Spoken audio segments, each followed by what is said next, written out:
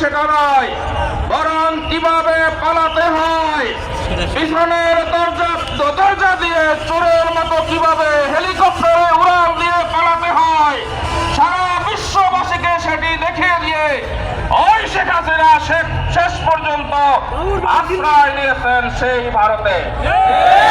ভাইরা আমার, ওরা আমাদেরকে বলেছিল আমরা পাকিস্তানি রাজাকার, আর আমরা বলেছিলাম তোমরা ভারতীয় রাজাকার।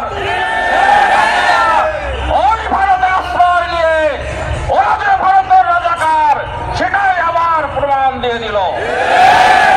ভাইরা আমার, আমরা বলতে চাই বিগত 5 তারিখে 150 শতাধিক ছাত্র জনতাকে হত্যা করে যেই শেখ হাসিনা তার ক্ষমতাকে টিকিয়ে রাখতে চেয়েছিল, এই গণহত্যার বিচার অবশ্যই এই বাংলার মাটিতে হবে।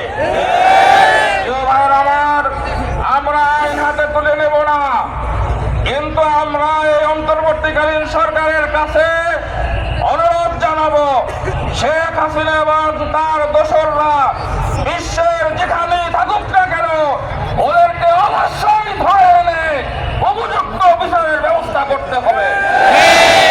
ভাইয়ের আমার, গত 5 আগস্ট, এই জুলাই আগস্টের বিপ্লবে এই ফেসিবাদ যেভাবে গণহত্যা চালিয়েছে, আমার দেশের মেধাবী সন্তানদেরকে যেভাবে হত্যা করেছে, পাখির মতো গুলি করেছে, এই ফেসিবাদের এই বাংলাদেশে রাজনীতি করার আর কোন অধিকার নাই।